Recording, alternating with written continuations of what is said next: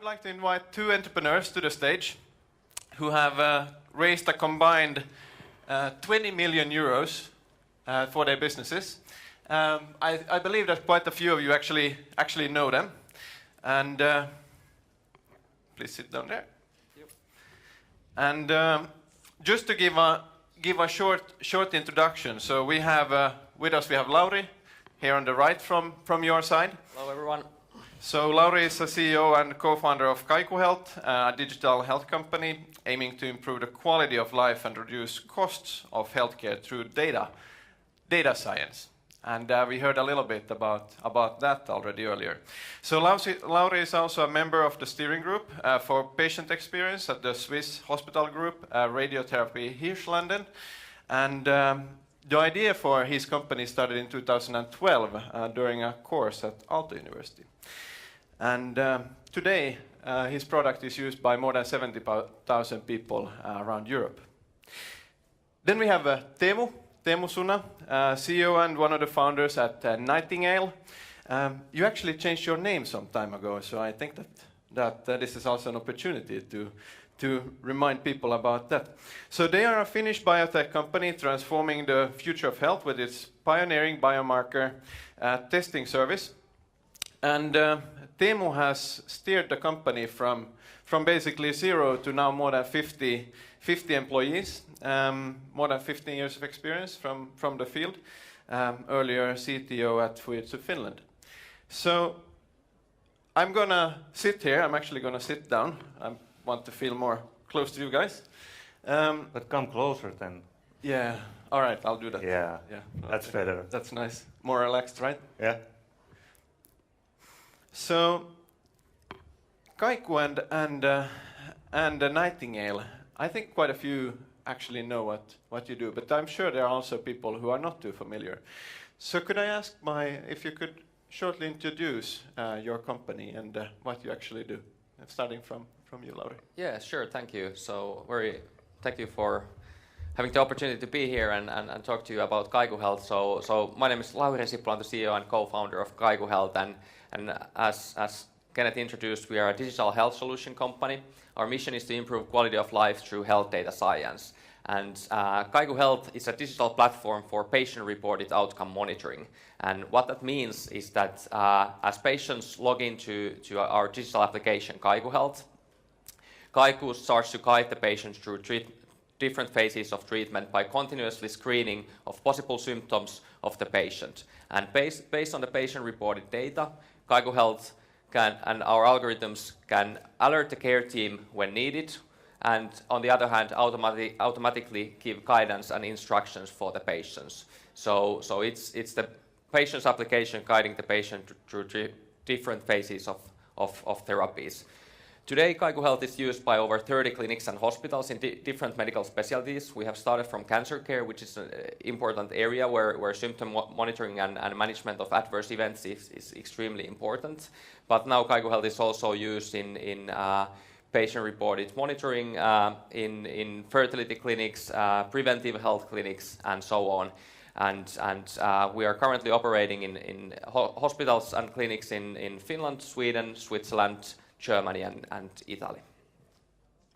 Thank you. How about Nightingale? What do you actually do, and maybe remind people as well where you came from with your name, or how that has developed. Yeah. Okay. Well, maybe I will start with the name.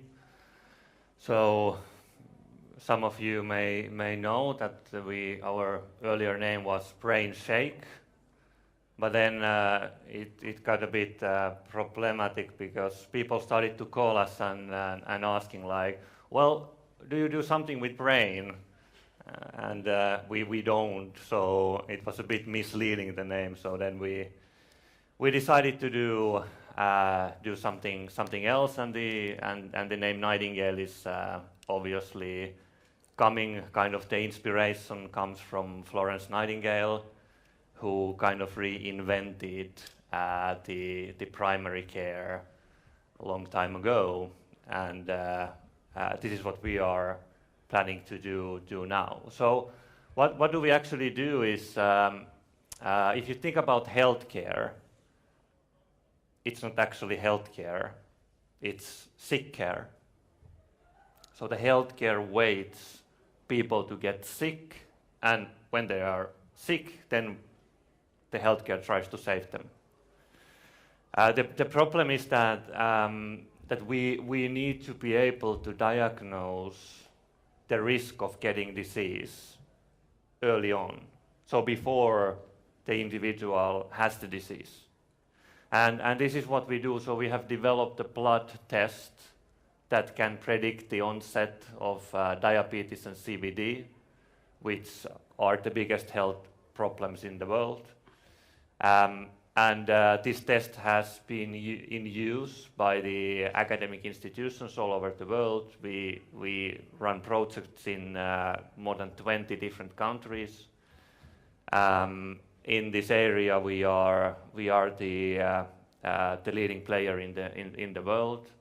Last summer we got the CE mark to run also clinical testing, and at the moment we are rolling out our service in clinical use. Thank you. So, really interesting story of both of you. I followed perhaps Lauri a little bit closer and on a little bit more of a distance than your development over the past years, and see you go from well, in this context, from funding round to funding round, and now you have raised a combined more than 20 million euros combined. How does a Finnish startup company do that? How have you managed to sort of be so extraordinary that you've been able to do this? I think this is quite unique also on a European scale. Well, at least for our part, the critical thing has been that we have had an excellent place to develop our products together with the clinics and hospitals, first here in Finland, and then immediately also together with hospitals in Switzerland. So from the beginning, we have been able to develop our company together with some of the best clinics and hospitals, and that has led us to deliver results that are actually unique in world scale and Europe scale. And then this spring we saw the timing right for raising our Series A investment round of 4.4 million euros. And there the important thing for us was to find the right match of investors. And that's when the Biopharm Innovation Fund from Switzerland and TESI, so Finnish industry investment, joined to lead the round, and those were the right kind of investors to support our long-term development, because we believe we have a really huge mission of improving quality of life of people globally, and we needed to find investors who can really support that mission. But definitely the kind of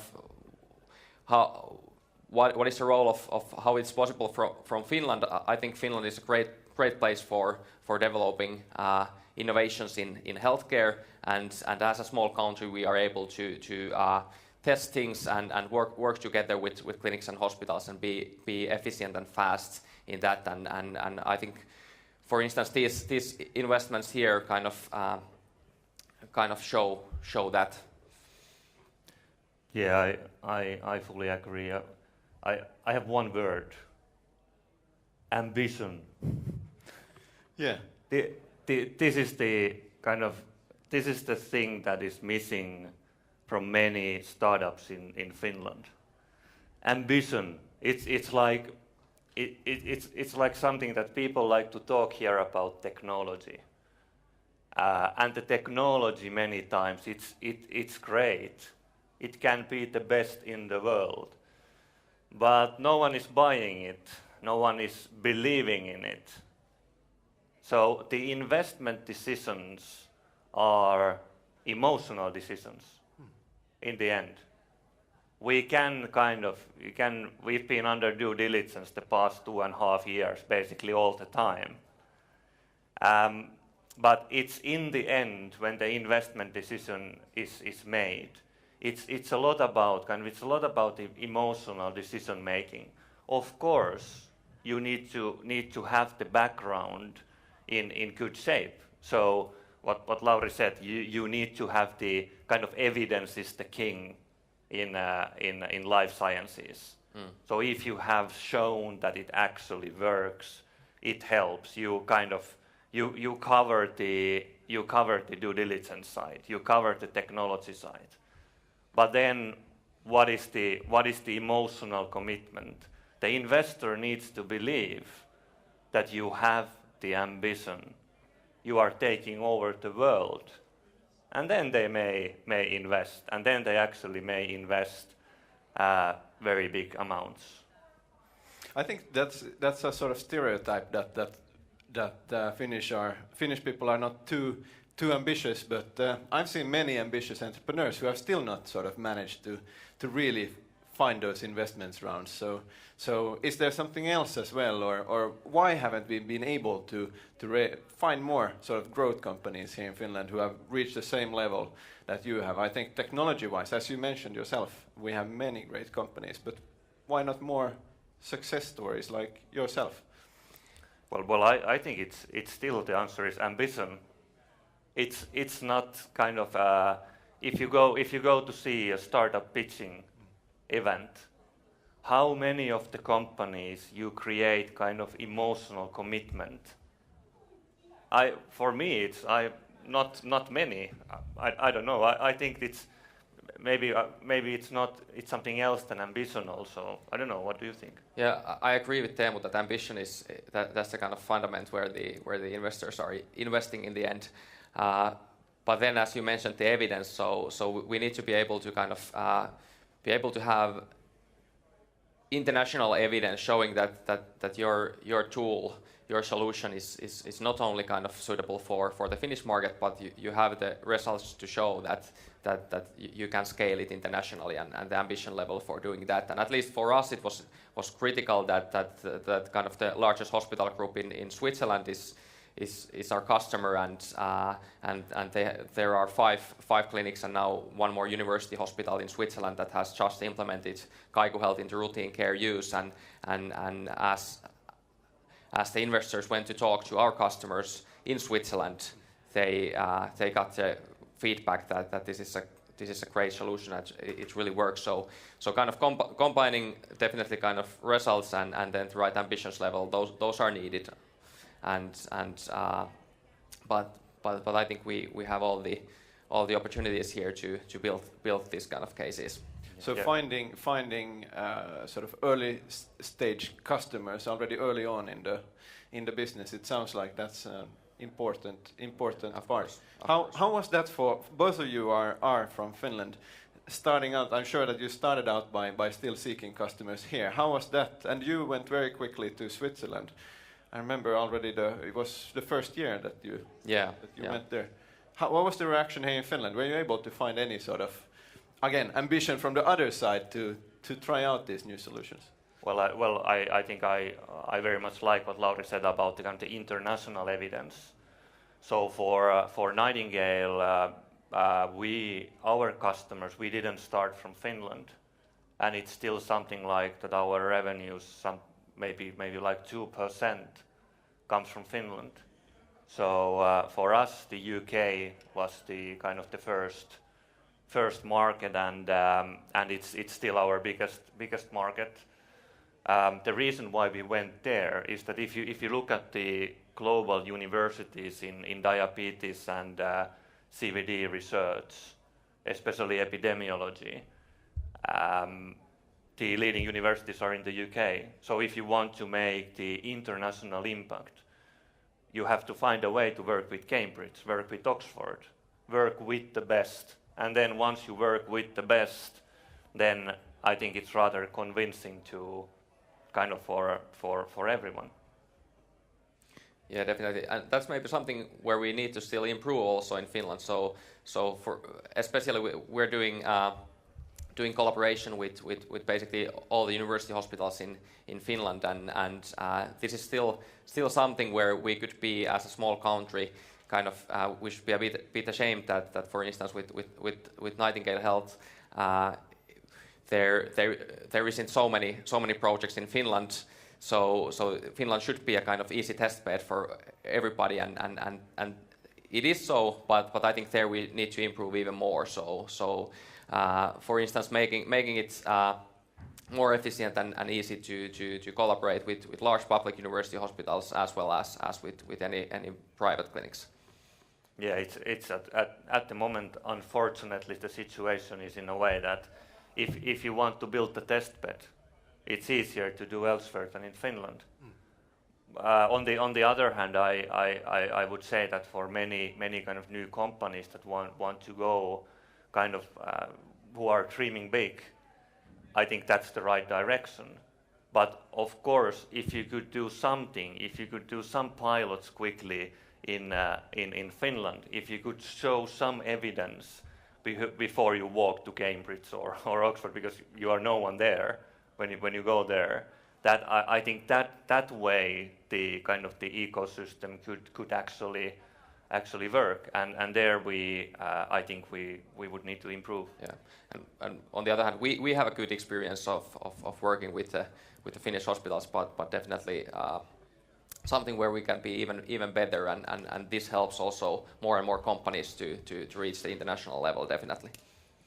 Do you think that these investments that you have been able to attract now will create more awareness about the Finnish health innovation and in general make it easier to raise capital here also from Finland? Yeah, well, most definitely. If you want success, you need success. So look at the gaming industry. What happens when there are big success stories? It attracts a lot more in investments, and I think same applies in life sciences, healthcare, because I think the real reason is that it's the companies that can create the actual evidence that the innovation system in Finland works. And if someone sees internationally that it works, then it attracts investments. Yeah, and these kind of continuous investments also kind of they build and further develop the know-how of the industry and kind of strengthen the capability of build new. Even some stories will be a great success stories and others won't be, and that's part of the kind of growth game. But as there is more and more cases, some will grow, and then those that won't grow kind of build new cases, and that's a kind of continuous positive loop then.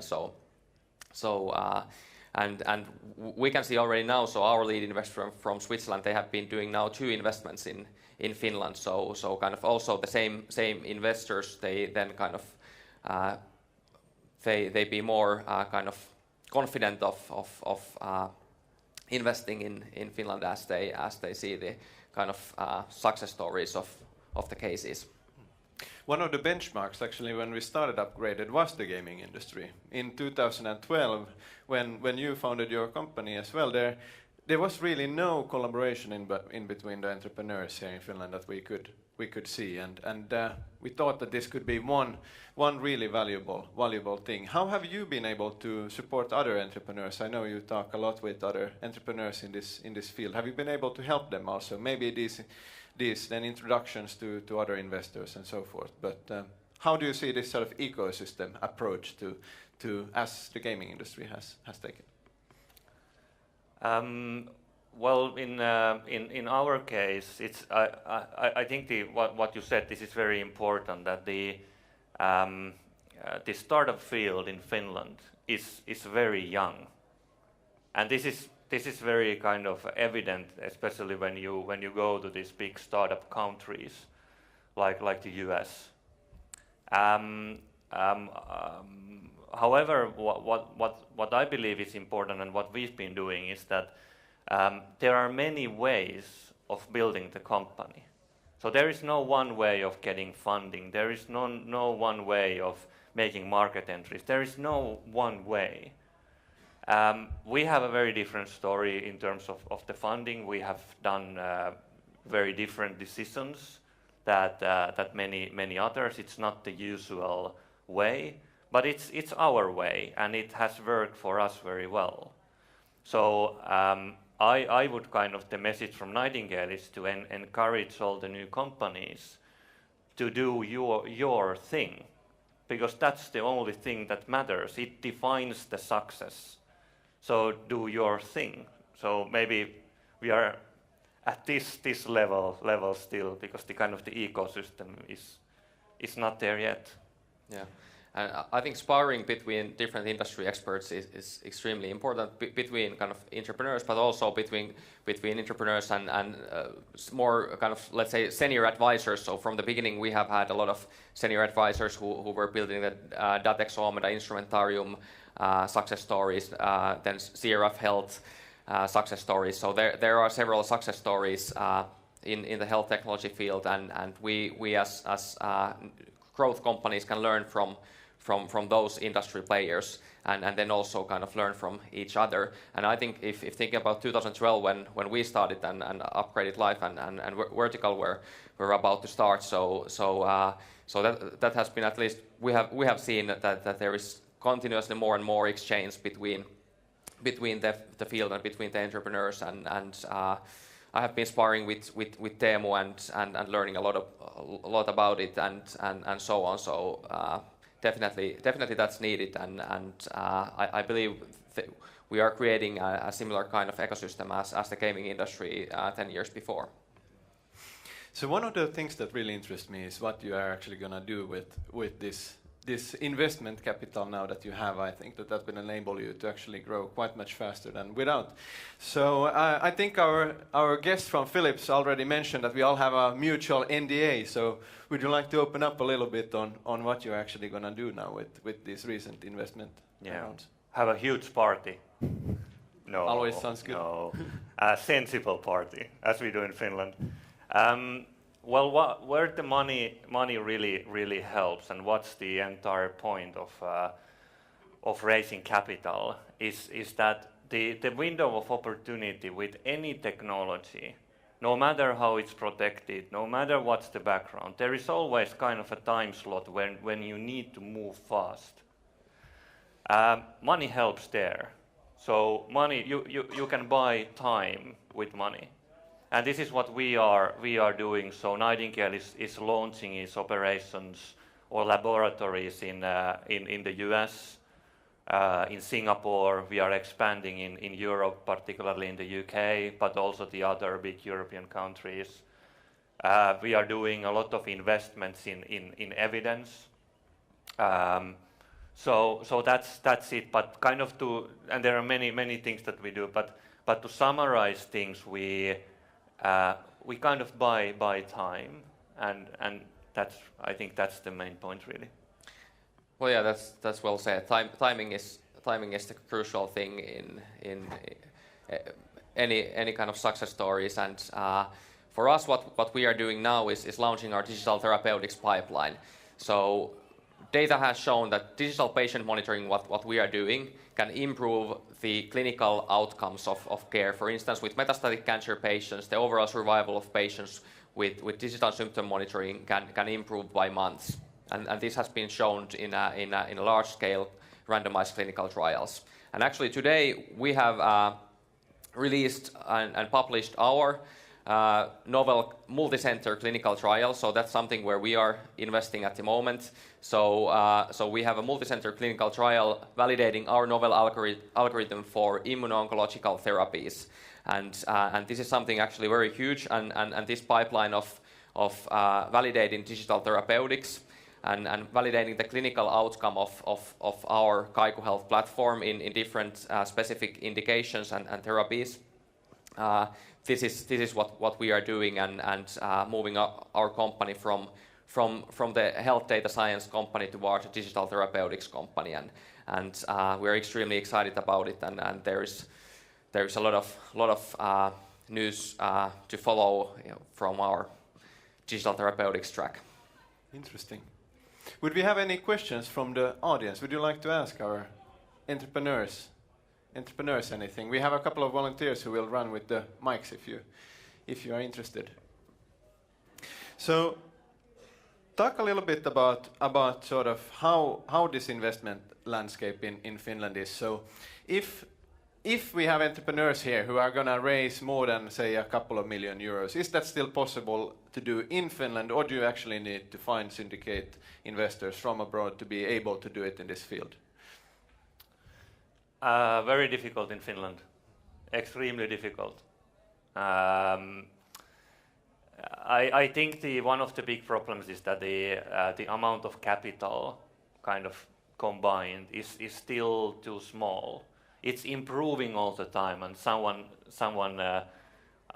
more experienced in this field just said to me that the situation in Finland is a lot better than 10 years ago, and that I can believe. So the situation is improving, but when you go into the bigger, looking for bigger investments, it's I think it's very difficult to find in Finland, and it's not about the money. I think all the discussion around investments, we always talk about the amount of investment. That's not the point. The point is that the company finds a partner who can help to develop a great company. It doesn't matter if it's 5 million. Sometimes 5 million can make an impact worth of 50 million. So I think that's the point. And then it's even more difficult in Finland, where you find a guy in Finland who has built a company from scratch that achieved €1 billion revenue. Well, almost nowhere. So kind of that's the point. That's why you have to go to other countries to find the people who actually have done it and then learn from them and build a great company. Yeah.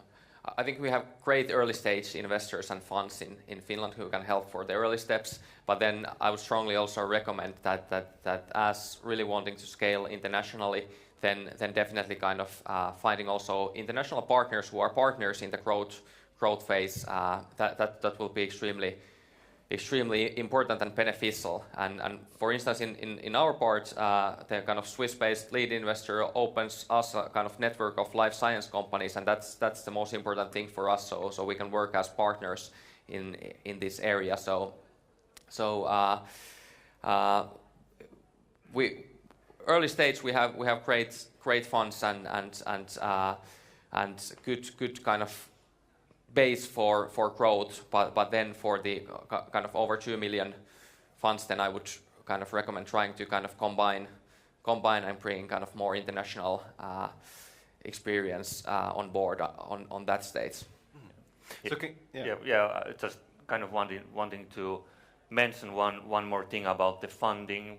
It's so kind of money centric, and it's funny when you read the news here in Finland. It always says like a company got an investment. I think this is not the right way to think about it.